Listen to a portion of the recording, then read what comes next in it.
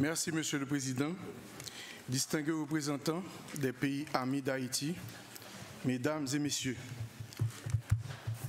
je tiens à vous remercier, Monsieur le Président, pour les propos tenus à mon égard et qui ne sont autres que le travail accompli et le travail bien fait. Et le mois de juillet a été un mois vraiment spécial pour nous autres. Le 1er juillet, on a célébré la terre de Jacques Cartier. Le 4 juillet, c'était la terre de George Washington qui a été célébrée. Le 5 juillet, la terre de Bolivar a été célébrée. Et aussi, on a continué pour célébrer aussi la France, les Bahamas samedi dernier et tous les pays frères. C'était la situation de la République d'Haïti. Bien entendu, nous traversons un pas qui n'est pas assez facile, mais que nous tenons ferme. Nous tenons à vous faire part de la situation en vue de vous permettre de mieux apprécier ce qu'il en est au niveau du pays. Monsieur le Président, Monsieur le Secrétaire général, Mesdames et Messieurs, comme le Président vient de le dire, nous nous faisons un devoir aussi de présenter les sympathies de la République d'Haïti au peuple et au gouvernement français pour ce mal du 14 juillet, où les terroristes ont encore agi. Notre zone, nous travaillons fort pour qu'il n'y ait pas de problème de la sorte. Et soyez-en sûrs que si un est attaqué, c'est tout le monde qui devra agir. Nous sommes tous unis en ce sens.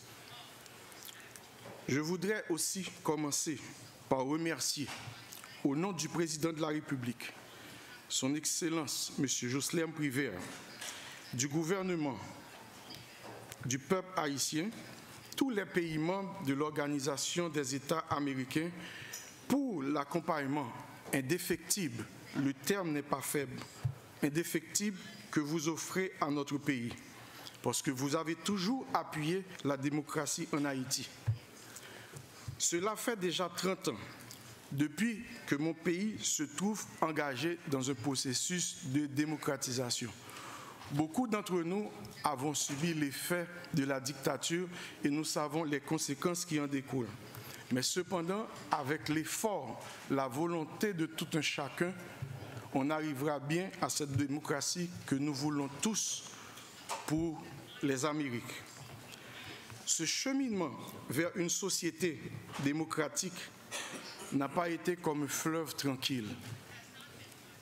Mais je peux vous garantir qu'aujourd'hui, en Haïti, le débat porte sur un enjeu hautement démocratique. Et je suis fier et honoré que mon pays, désormais, ne débat que de questions élections et non plus de problèmes de coup d'État. Ce n'est plus la société des baïonnettes en Haïti, mais c'est une société orientée vers la démocratie. Je voudrais aussi, à cet égard, remercier tout spécialement certains pays membres qui nous ont apporté un appui sans faille.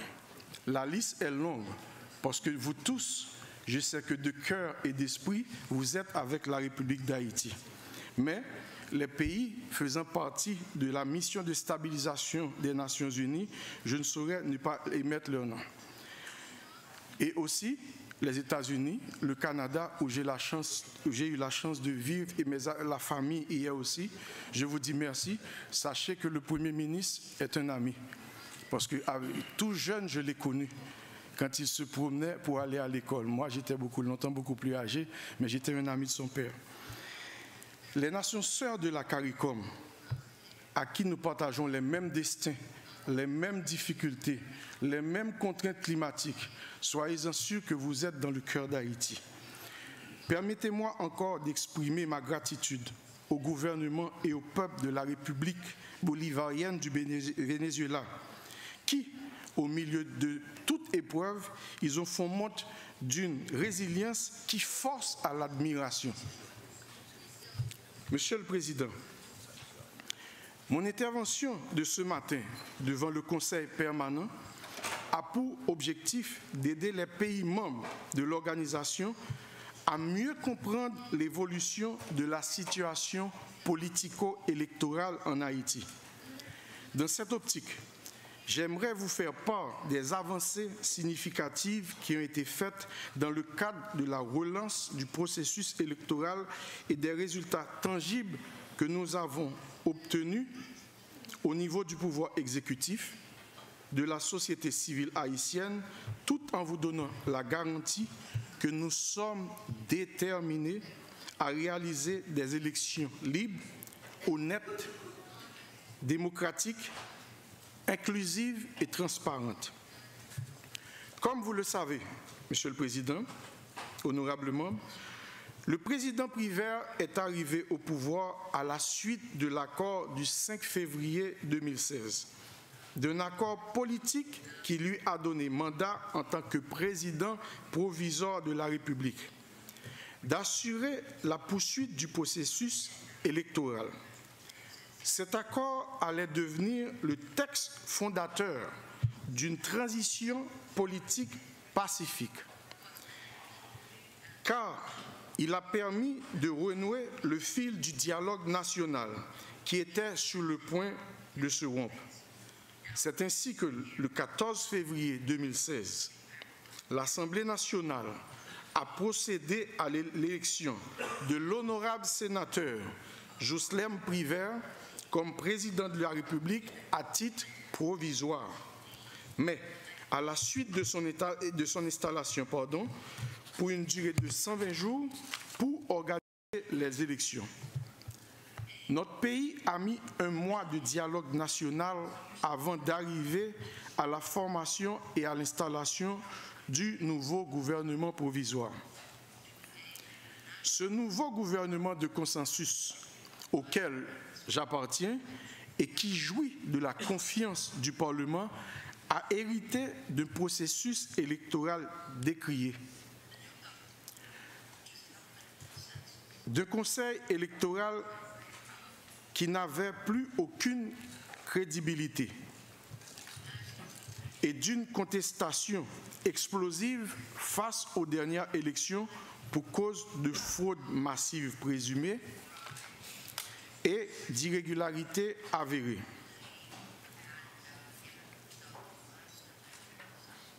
Il a donc fallu créer les conditions favorables à la relance du processus, redonner de la crédibilité à l'institution chargée d'organiser les élections et insuffler un nouvel élan de confiance de la population pour qu'elle décide de participer à la relance des élections. L'administration Privert Jean-Charles et le pays ont encore mis un mois toujours dans le cadre du dialogue national à recoller tous les morceaux.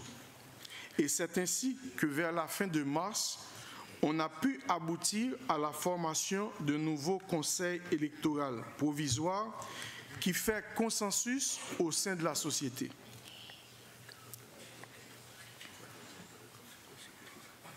Je voudrais profiter de l'occasion pour saluer ici le travail du nouveau conseil électoral qui met tout en œuvre pour respecter le nouveau calendrier électoral afin de réaliser ces élections qui sont une urgence absolue pour revenir à la normalité constitutionnelle. C'est le vœu ardent du président de la République, Son Excellence M. Joslem Privert, d'accomplir, conformément au nouveau calendrier électoral, la mission qui lui a été confiée dans le cadre de l'accord du 5 février 2016. Les prochaines joutes doivent mettre fin durablement à la succession des crises électorales en Haïti et être porteuses de la stabilité indispensable au développement institutionnel et économique du pays. Dans cette perspective, afin de remettre la population en totale confiance et apaiser les esprits dans de larges secteurs de la classe politique qui réclamaient des vérifications à corps et à cri, le gouvernement a décidé, conformément aux dispositions de l'accord du 5 février 2016, de créer une commission d'évaluation et de vérification des élections qui a eu pour mission de faire la lumière sur les étapes déjà franchies. Et selon les recommandations du rapport de la commission indépendante, salué par la quasi-totalité des membres de la classe politique et qui a soulagé les revendications au niveau de la société civile du pays, les élections présidentielles devraient être reprises intégralement et des correctifs nécessaires devraient être apportés aux autres niveaux des joutes qui ont eu lieu le 25 octobre 2015. Et c'est dans ce contexte que, au début du mois de juin 2016 écoulé, le Conseil électoral provisoire a décidé d'appliquer les principales recommandations faites par la Commission indépendante d'évaluation et de vérification des élections. Ainsi, l'administration privée Jean-Charles ne pouvait que saluer cette décision du Conseil électoral prise en toute indépendance, tout en constatant qu'il s'est avéré désormais impossible de conclure le processus électoral avant le mandat de 120 jours octroyé au président provisoire tel que stipulé dans l'accord du 5 février 2016. Toujours est-il que le chef de l'État demeure dans l'attente d'une décision nationale qui tiendrait compte du long chemin déjà parcouru vers l'atteinte des objectifs que le gouvernement de la République s'est fixés. Nous formons le vœu que le Parlement s'y engage résolument dans la poursuite de l'intérêt commun. Monsieur le Président, je voudrais insister sur le fait que ces étapes que je viens de mentionner étaient plus que nécessaires afin que soient créées les conditions d'élections libres, honnêtes, démocratiques, transparentes et exclusives dans le pays, mais surtout afin de garantir la participation de la population en vue d'élire démocratiquement un président et le reste des membres du corps législatif et des autres représentants communaux et locaux. Il ne fait plus de doute pour personne aujourd'hui que les élections sont la voie légitime pour garantir la pérennité de l'État et renforcer les institutions du pays. Je voudrais, dans ce sens, vous réitérer la garantie que l'administration privée Jean-Charles est tout à fait déterminée à réaliser les élections conformément à la décision du Conseil électoral provisoire de faire le premier tour des présidentielles le 9 octobre 2016 et, si nécessaire, un second tour le 8 janvier 2017. Nous sommes sur la bonne voie. Notre pays est sur le cap qui lui permettra d'avoir un président élu le 7 février 2017 et de compléter en bonne et due forme les élections législatives, municipales et locales dans les délais prévus par le calendrier électoral. Cependant, nous devons constater que malgré la volonté et les revendications démocratiques du peuple haïtien, malgré la présence majoritaire au Parlement d'élus décidés à faire avancer la cause du renforcement des institutions, une minorité de parlementaires a décidé de faire avorter à 4 reprises toutes les convocations de l'Assemblée nationale en pratiquant la politique de la chaise vide. En effet, en infirmant le quorum pour qu'il n'y ait pas de séance au Parlement, cette minorité de parlementaires essaie de créer une situation d'impasse, cherche à faire en sorte que règne un vide institutionnel à la tête de l'État afin que la reprise des élections présidentielles soit hypothéquée. Monsieur le Président, malgré ces tentatives de retour en arrière, j'ai une bonne nouvelle à annoncer au Conseil permanent de l'OEA. En effet, suite à la publication du calendrier électoral, les principaux candidats à la présidence de toutes les principales chapelles politiques du pays ont reconfirmé leur participation aux prochaines élections. Ainsi, nous avons 27 candidats en lice pour les présidentielles. Donc, en dépit des difficultés, je crois que c'est un bon signe pour le pays et nous devons garder ce cap. Au niveau du Parlement, il y a aussi une bonne dizaine de candidats au Sénat. Monsieur le Président, je voudrais juste conclure sur le sens général de la démarche de l'administration en ce qui concerne ces élections.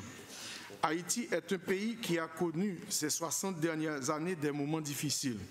Après 30 ans de dictature, nous voici aujourd'hui au terme de 30 ans de transition démocratique en dents de scie.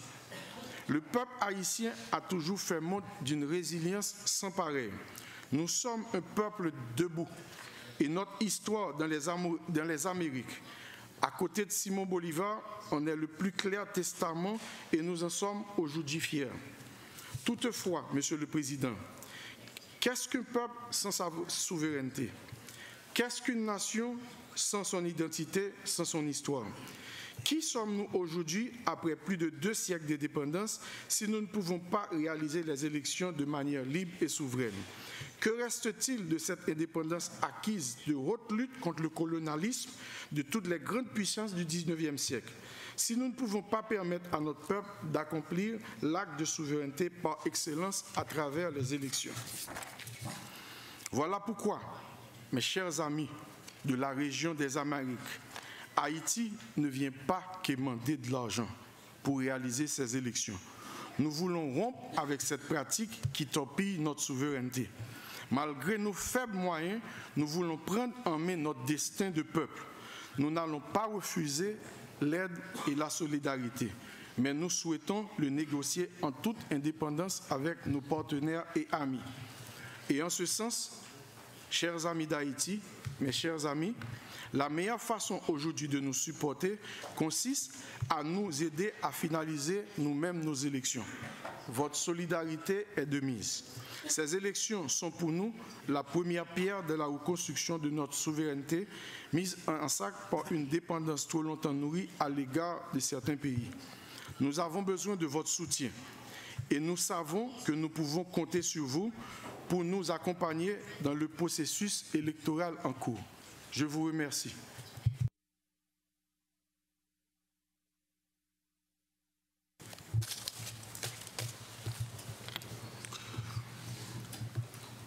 Allow me to thank you, Minister, for coming to this council to share